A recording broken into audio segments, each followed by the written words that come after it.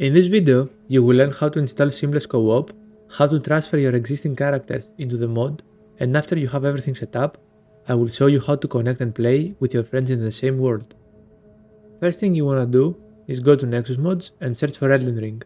Here, you can find any listed mod for the game, but to have Seamless Co-op show up, just sort by most endorsed of all time. When you find the mod, click on it and then just click again on Files. As you can see, this was updated on July 3rd, and it works with Shadow of the Erdtree.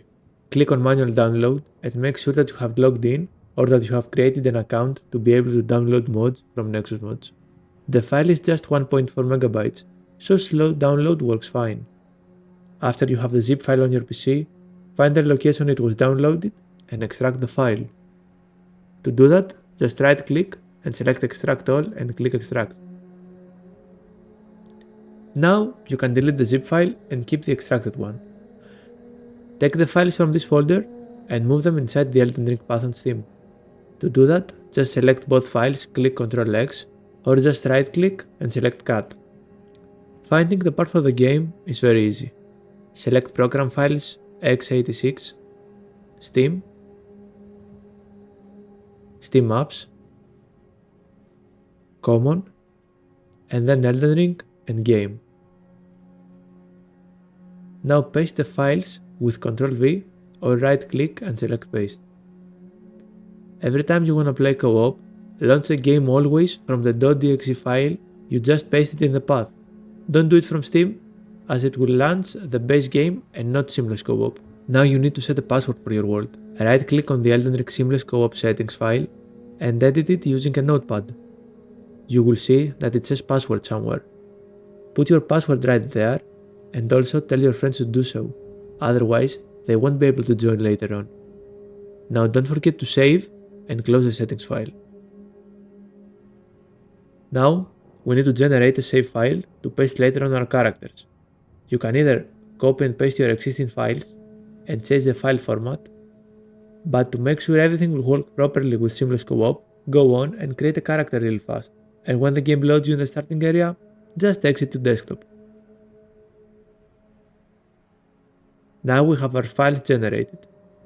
To find the generated save file, go to your local disk, select Users, then select your username, and make sure hidden folders are visible.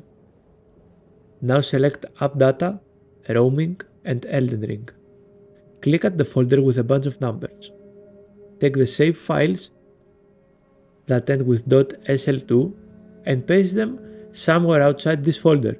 It could be anywhere, it doesn't matter because we will paste them back again. Now rename it to .co2. Come back at the path you found them earlier and click paste or just Ctrl V.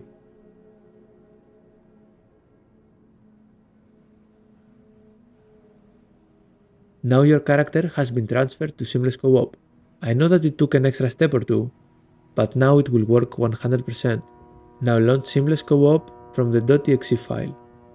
If you select Load Game, you will find your character there. Select one and load the game session. Now to make your world open for others, you need to get the mod items first. To do that, rest at the site of grace. Now leave the site of grace and all the mod items will be added into your inventory. Now, if you want to be the host of a world, select the tiny great bot and just use it.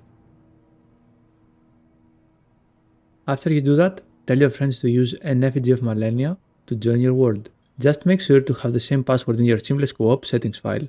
The mod gives you also access to some extra items, which give you the option to consume your runes for a rune arc, toggle friendly fire on and off, and the best one is the Challenger's Lead Spin, which transfers you into someone else's world as an invader.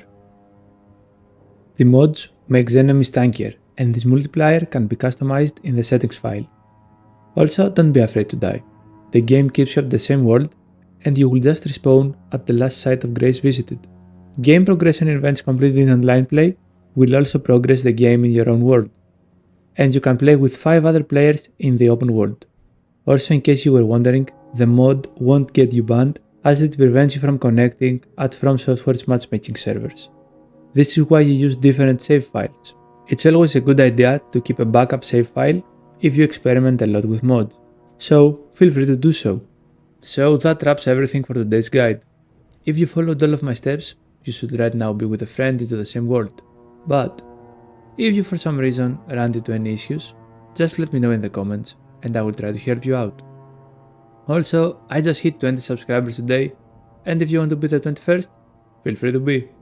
See you in the next video.